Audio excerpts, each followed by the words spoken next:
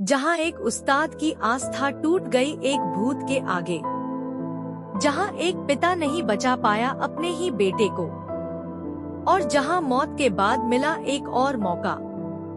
सिनेमेवर सेडिट्स पर पेश है कुदरत, वो डरावनी कहानी जहां इंसान को लड़ना पड़ा अपने ही डर और गुस्से से, जहां एक गांव में भूतों का डेरा है, जहां फसलें नहीं उगती और लोग हो रहे हैं पागल। क्या कुदरत हरा पाएगा शैतान की सबसे बड़ी ताकत को?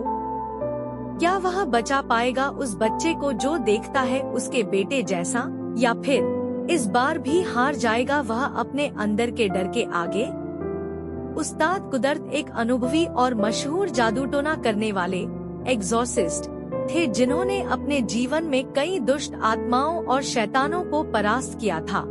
लेकिन एक दिन उनके सामने सबसे बड़ी चुनौती तब आई जब उनके अपने बेटे अलिफ अल्फताना पर एक शक्तिशाली दानव अस्सू आला का साया आ गया।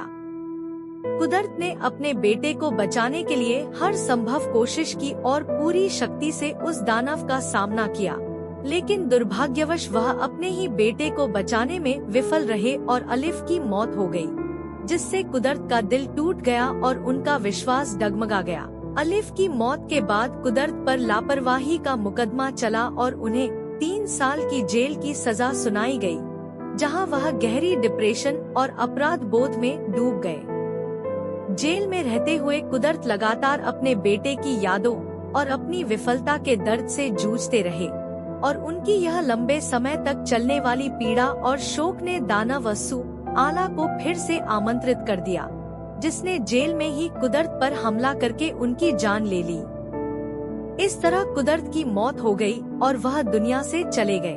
मौत के बाद कुदरत का सफर बरसख पर्गेटरी से होकर गुजरा, जहां उन्हें अपनी गलतियों और कमजोरियों का एहसास हुआ और उन्हें समझ में आया कि उनकी विफलता का कारण उनकी कमजोर आस्था और डर था।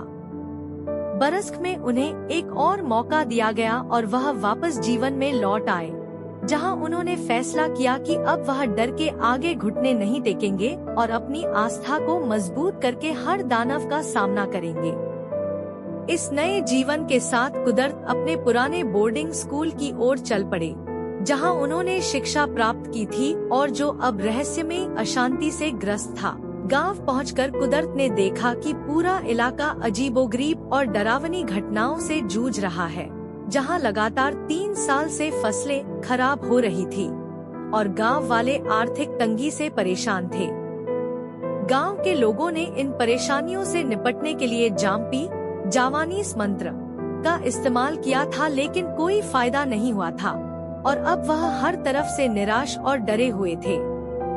इसी दौरान जिहान नाम की एक लड़की पर एक अज्ञात दानव का साया आ गया, जिसने उसे आत्महत्या करने के लिए मजबूर किया और वह मर गई, जिससे पूरे गांव में दहशत फैल गई। इसके कुछ समय बाद अलिफ अमरी नाम का एक लड़का भी दानव की चपेट में आ गया, जिसने उसकी मां यास्मीन और बहन आशा पर हमला किया।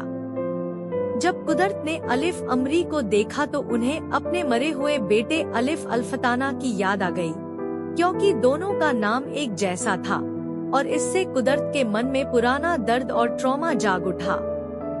कुदरत को एक बार फिर से एक अलिफ नाम के बच्चे को बचाने का मौका मिला, और इस बार वह अपनी गलती दोहराना नहीं चाहते थे। कुदरत ने अलिफ अमरी का एग्जॉर्सिज्म शुरू किया और इस दौरान उन्हें पता चला कि इस बच्चे पर जो दानव सवार है उसका नाम खोदाब है, जो अस्सू आला का एक मंत्री है। खोदाब ने कुदरत को धमकी दी कि अगर उसने उसे परेशान किया तो वह अपने मालिक अस्सू आला को बुला लेगा, और इस तरह कुदरत के सामने एक बड़ा फैसला आ गया। क्या वह अपने गुस्से और बदले की भावना के आगे झुके और अस्सू आला को बुलाएं, या फिर अपनी आस्था को फिर से ढूंढने और खोदाब को हरा दें?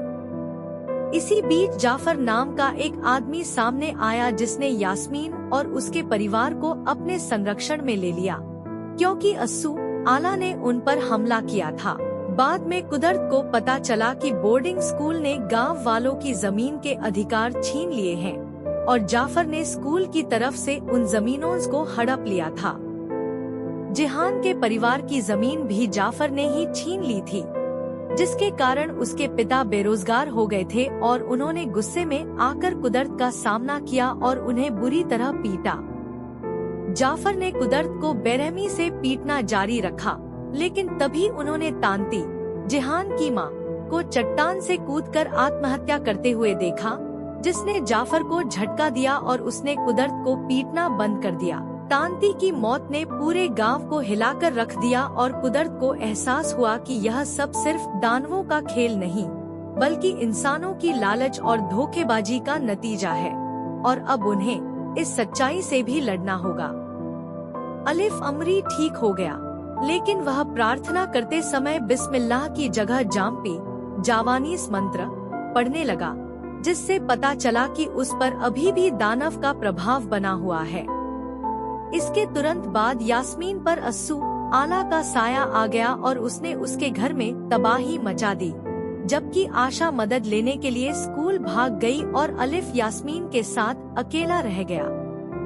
कुदरत ने फैसला किया कि अब वह और देर नहीं करेंगे और सीधे अस्सू आला का सामना करेंगे।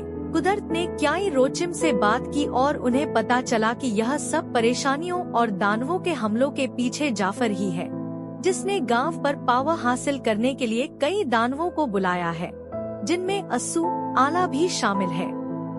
उन्हें यह भी पता चला कि जाफर एक काले जादू का डुकुन, जावानीज धर्म का जादूगर है, जो उस्ताद का भेष धारण किए हुए है, और उसने ही गांव वालों की जमीनें हड़पी हैं और उन्हें परेशान किया है। इस सच्चाई का पता चलते ही कुदरत ने जाफर का सामना किया और एक भीषण लड़ाई के बाद उसे मार डाला, क्योंकि वह जानता था कि जब तक जाफर जिंदा है, गांव में शांति नहीं आ सकती।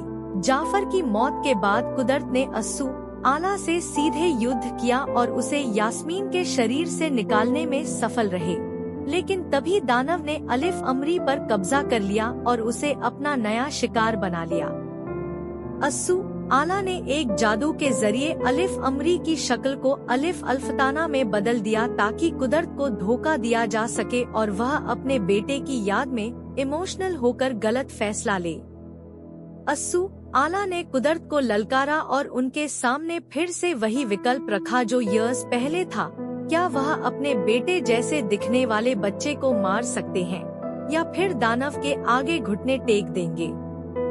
कुदरत ने अपनी आंखों पर भरोसा किया और अस्सू आला के जादू को तोड़ दिया, जिससे अलिफ अमरी की असली शक्ल वापस आ गई और कुदरत ने देखा कि यह उनका बेटा नहीं, बल्कि एक मासूम बच्चा है जिसे बचाना जरूरी है।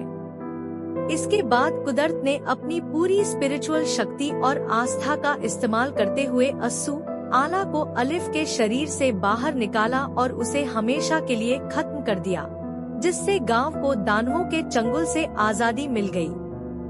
6 महीने बाद गांव फिर से खुशहाल और समृद्ध हो गया, फसलें अच्छी होने लगी और लोगों की जिंदगी में खुशियाँ वापस आ गई। कुदरत ने गांव को अलविदा कहा और वहां से चले गए, लेकिन जाते समय रास्ते में उन्होंने दूर बादलों में बिजली की कड़क देखी, जिसे उन्होंने एक संकेत के रूप में लिया। कुदरत ने अपनी गाड़ी की रफ्तार बढ़ाई और बिजली की ओर चल पड़े, क्योंकि उन्हें पता था कि अभी भी दुनिया में ऐसे कई लोग हैं जिन्हें उनकी मदद की जरूरत है।